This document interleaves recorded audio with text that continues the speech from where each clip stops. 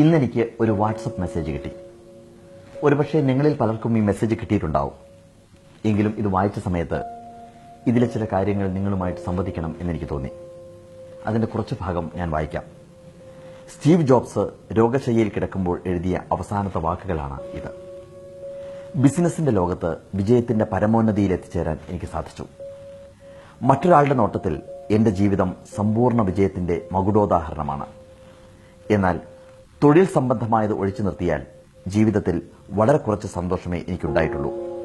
തീർത്തു പറഞ്ഞാൽ ധനം എന്ന ഒരു വസ്തുതയുമായി മാത്രമേ ജീവിതത്തിൽ ഞാൻ ബന്ധപ്പെട്ടിരുന്നുള്ളൂ. ഇനി രോഗശയ്യയിൽ കിടന്ന് എന്റെ കഴിഞ്ഞുപോയ ജീവിതം മുഴുവൻ ഓർത്തെടുക്കുമ്പോൾ ഒരുപാട് അഭിമാനത്തോടെ ഞാൻ നേടിയെടുത്ത അംഗീകാരങ്ങളും കരസ്ഥമാക്കിയ സമ്പത്തും ഈ ആസന്നമായ മരണത്തിന് മുന്നിൽ തിളക്കം കുറഞ്ഞ വെറും അർത്ഥശൂന്യമായ കാര്യങ്ങളായി മാറുന്നത് ഞാൻ തിരിച്ചറിയുന്നു. ആശുപത്രി മുറിയുടെ ഇരുട്ടിൽ തനിച്ചു കിടക്കുമ്പോൾ എന്റെ ജീവൻ നിലനിർത്തുന്ന യന്ത്രങ്ങളിൽ നിന്ന് പ്രസരിക്കുന്ന പച്ച നിറമുള്ള വെളിച്ചവും യന്ത്രങ്ങൾ പ്രവർത്തിക്കുമ്പോഴുണ്ടാകുന്ന പതിഞ്ഞ ശബ്ദവും കേട്ടുകിടക്കുമ്പോൾ ദൈവത്തിന്റെ നിശ്വാസം മരണത്തിന്റെ രൂപം ധരിച്ച് എന്നിലേക്ക് വന്നു ചേരുന്നത് ഞാൻ അറിയുന്നു.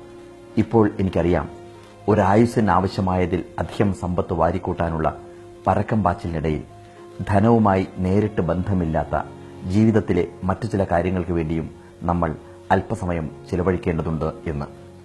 ഭൗതിക നേട്ടങ്ങളെക്കാൾ അധികം പ്രാധാന്യമുള്ളത് അത് ചിലപ്പോൾ സ്നേഹബന്ധങ്ങളാവാം, ചിലപ്പോൾ കലയാവാം, ചിലപ്പോൾ യൗവനത്തിൽ നിങ്ങൾ തന്നെ കണ്ട സ്വപ്നങ്ങളാകാം. ഇങ്ങനെ രോഗശയ്യയിൽ കിടക്കുന്ന സമയത്ത് അവസാനമായി അദ്ദേഹം ചിന്തിക്കുന്ന ഒരുപാട് കാര്യങ്ങൾ അദ്ദേഹം എഴുതിവെക്കുന്നു. ഏറ്റവും അവസാനം ഈ കത്ത് അദ്ദേഹം അവസാനിപ്പിക്കുന്നത് ഇങ്ങനെയാണ്: നമ്മൾ ഈ സമയം ജീവിതത്തിന്റെ ഏത് ഘട്ടത്തിലായാലും സമയത്തോടൊപ്പം ജീവിതത്തിൽ തിരശ്ശീല വീഴുന്ന ഒരു ദിവസം നമുക്ക് അഭിമുഖീകരിക്കേണ്ടി വരും. നിങ്ങളുടെ കുടുംബത്തിന് വേണ്ടിയും പങ്കാളിക്ക് വേണ്ടിയും സുഹൃത്തുക്കൾക്ക് വേണ്ടിയും നിങ്ങൾ കണ്ടെത്തേണ്ട നിധിയാണ് സ്നേഹം. ഇത് ഞാൻ വായിച്ച് അവസാനിപ്പിക്കുമ്പോൾ എന്റെ കൂട്ടുകാരോട് പറയാനുള്ളത്, നമ്മളെല്ലാം മരണത്തെ മറന്ന് ജീവിക്കുന്നവരാണ്. മരണം നമ്മുടെ മുമ്പിലുണ്ട് എന്നുള്ള കാര്യം നമ്മൾ പലപ്പോഴും മറക്കുന്നു.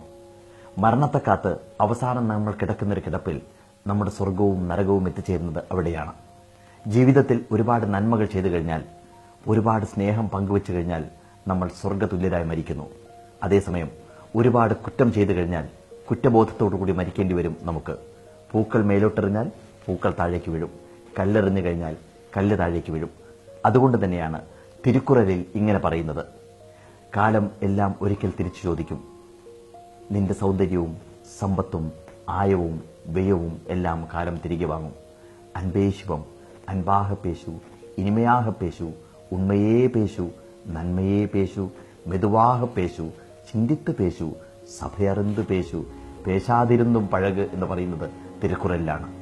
തീർച്ചയായിട്ടും ഒരുപാട് മഹാന്മാർ മരിക്കുന്ന സമയത്ത് ഒരുപാട് ദുഃഖത്തിന് അടിമകളായിരുന്നു.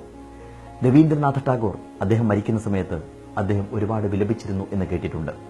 അദ്ദേഹത്തിന്റെ ശിഷ്യൻ അദ്ദേഹത്തോട് ചോദിച്ചു, എന്തുകൊണ്ടാണ് അങ്ങ് കരയുന്നത്? അങ്ങ് നൊബേൽ സമ്മാനം പോലും കൊണ്ടുവന്നു, ഗീതാഞ്ജലി എന്ന പുസ്തകം ഈ ലോകം മുഴുവൻ വായിച്ചു, പിന്നെന്തുകൊണ്ട് അങ്ങ് കരയുന്നു എന്നുള്ളത്. ടാഗോർ പറഞ്ഞത് ഇതാണ്: എനിക്ക് ഒരു ദിവസം കൂടി ജീവിക്കണമെന്നുണ്ടായിരുന്നു. അങ്ങനെയാണെങ്കിൽ ഞാൻ എന്റെ മനസ്സിൽ ആഗ്രഹിച്ച വരികൾ എനിക്ക് എഴുതാമായിരുന്നു എന്നുള്ളത്. ആരും ഈ ഭൂമിയിൽ നിന്ന് വിട്ടുപോകുന്നത് മുഴുവൻ ജീവിതം ആഗ്രഹിച്ചതുപോലെ ജീവിച്ചു തീർത്തിട്ടല്ല. അതുപോലെ ഒരുപാട് ആളുകൾ, ആൽബർട്ട് ഐൻസ്റ്റീൻ E=mc² അദ്ദേഹം കണ്ടുപിടിച്ചു. അദ്ദേഹം മരിക്കുന്ന സമയത്ത് ആരോ അദ്ദേഹത്തോട് ചോദിച്ചു, നിങ്ങൾ ഇനിയൊരു ജന്മമുണ്ടെങ്കിൽ കണ്ടുപിടിച്ചതിന്റെ ബാക്കി കാര്യങ്ങൾ കണ്ടുപിടിക്കുമോ എന്നുള്ളത്. ഐൻസ്റ്റീൻ പറഞ്ഞു, ഇനിയുള്ള ജന്മത്തിൽ ഒരു തൂപ്പുകാരനായിട്ട് ജനിച്ചു കഴിഞ്ഞാൽ പോലും എനിക്കൊരു സയന്റിസ്റ്റ് ആകേണ്ടതില്ല. കാരണം ഞാൻ എന്തിനു വേണ്ടി അത് കണ്ടുപിടിച്ചുവോ അതിനു വേണ്ടിയല്ല അത് ഉപയോഗിച്ചത്. ഹിരോഷിമയിലും നാഗസാക്കിയിലും ലക്ഷങ്ങൾ മരിച്ചു വീണത് എന്റെ കണ്ടുപിടുത്തത്തിന് തുടർച്ചയായിരുന്നു. അദ്ദേഹവും കരഞ്ഞു. അതിലപ്പുറം അലക്സാണ്ടർ ദി ഗ്രേറ്റ് എന്ന് പറയുന്ന മഹാനെക്കുറിച്ച് നിങ്ങൾ കേട്ടിട്ടുണ്ടാവും. അലക്സാണ്ടറിന്റെ സ്വപ്നം ഓരോ രാജ്യങ്ങൾ വെട്ടിപ്പിടിക്കുക എന്നുള്ളതായിരുന്നു. ഒരു രാജ്യം, അത് കഴിഞ്ഞാൽ അടുത്ത രാജ്യം. രാജ്യങ്ങൾ വെട്ടിപ്പിടിച്ച് മുന്നേറി അലക്സാണ്ടർ ചക്രവർത്തി. അദ്ദേഹത്തിന്റെ അമ്മയ്ക്ക് അദ്ദേഹത്തെ കാണണമെങ്കിൽ കൊട്ടാരത്തിലേക്ക് 24 മണിക്കൂർ കുതിരപ്പുറത്ത് യാത്ര ചെയ്ത് വരണമായിരുന്നു. അമ്മ കുറിപ്പ് കൊടുത്തേക്കുമായിരുന്നു, എന്റെ മകനെ, എനിക്ക് നിന്നെ ഒന്ന് കാണണം എന്നുള്ളത്. അലക്സാണ്ടർ പറയും, അമ്മേ, ഒരു രാജ്യം കൂടി. ഓരോ കത്തിനും അദ്ദേഹം പുറത്തെഴുതി കൊടുക്കും, അമ്മേ, ഒരു രാജ്യം കൂടി. രാജ്യങ്ങൾ വെട്ടിപ്പിടിച്ച് മുന്നേറി അലക്സാണ്ടർ ചക്രവർത്തി. അദ്ദേഹം നമ്മുടെ ഭാരതത്തിലും വന്നു. ഇവിടുന്ന് തിരിച്ചു പോകുന്ന സമയത്താണ് അദ്ദേഹത്തിന് മാരകമായ രോഗം ബാധിച്ചത്.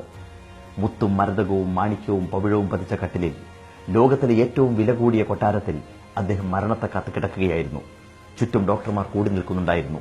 അവർ അദ്ദേഹത്തിന്റെ കയ്യിൽ പിടിച്ചു നോക്കിക്കഴിഞ്ഞതിന് ശേഷം പറഞ്ഞു, മിസ്റ്റർ അലക്സാണ്ടർ, നിങ്ങൾ 8 മണിക്കൂറിനുള്ളിൽ മരിക്കാൻ പോകുന്നു എന്നുള്ളത്. അദ്ദേഹത്തിന്റെ കണ്ണുകൾ നിറഞ്ഞൊഴുകി, ചുണ്ടുകൾ വിറച്ചു. അദ്ദേഹം ചോദിച്ചു, ഞാൻ എന്ത് വേണമെങ്കിലും നിങ്ങൾക്ക് തരാം. ഞാൻ കിടക്കുന്ന ഈ കട്ടിൽ തരാം, ഞാൻ കിടക്കുന്ന കൊട്ടാരം തരാൻ, ഞാൻ പിടിച്ചടക്കിയ രാജ്യങ്ങൾ മുഴുവൻ ഞാൻ നിങ്ങൾക്ക് തരാം. ഒരൊറ്റ അഭ്യർത്ഥന മാത്രം. എന്റെ അമ്മ അവിടുന്ന് പുറപ്പെട്ടിട്ടുണ്ട്. എന്റെ അമ്മയെ ഒരു നോക്ക് എനിക്ക് കാണണം. അതുകൊണ്ട് എന്റെ മരണം 24 മണിക്കൂർ നേരത്തേക്ക് ഇത് നീട്ടിവെക്കാൻ സാധിക്കുമോ എന്ന് അദ്ദേഹം ചോദിച്ചു. ഡോക്ടർമാർ പറഞ്ഞു, ഞങ്ങൾ ദൈവങ്ങളല്ല, ഞങ്ങൾക്കൊന്നും സാധിക്കില്ല എന്നുള്ളത്. അദ്ദേഹം അവസാനം പറഞ്ഞത് എന്താണെന്നറിയാമോ? എല്ലാം വെറുതെയായിരുന്നു, എല്ലാം വെറുതെയായിരുന്നു. അദ്ദേഹത്തിന്റെ അംഗരക്ഷകരെ വിളിച്ചു കഴിഞ്ഞതിന് ശേഷം അദ്ദേഹം പറഞ്ഞു, എന്റെ ശവമഞ്ചൽ കൊണ്ടുപോകുന്ന സമയത്ത് 2 കൈകളും പുറത്തേക്ക് തൂങ്ങിക്കിടക്കട്ടെ എന്ന്. അവർ ചോദിച്ചു, അതിന്റെ സാങ്കത്യം എന്താണ്? അലക്സാണ്ടർ പറഞ്ഞു, അതിന് സാങ്കത്യമുണ്ട്. ഈ ലോകം മുഴുവൻ പിടിച്ചടക്കാൻ വേണ്ടി ശ്രമിച്ച അലക്സാണ്ടർ ചക്രവർത്തി പോലും മരിച്ചു പോകുന്നത് ഒഴിഞ്ഞ കൈകളോടുകൂടിയാണെന്നുള്ളത് ഇനിയുള്ള തലമുറയെങ്കിലും കണ്ടു പഠിക്കട്ടെ എന്നുള്ളത്. പക്ഷേ നമ്മൾ പഠിച്ചില്ല. നമ്മൾ മരണത്തെക്കുറിച്ച് ഓർക്കാറില്ല. പലപ്പോഴും നമ്മൾ പണം സമ്പാദിക്കാൻ വേണ്ടി മറ്റുള്ളവരോട് ശത്രുതയുണ്ടാക്കുന്നു. സ്നേഹം ഇല്ലാതെ നമ്മൾ ജീവിക്കുന്നു. നമ്മൾ പലപ്പോഴും സ്നേഹിക്കാൻ മറന്നുപോകുന്നു.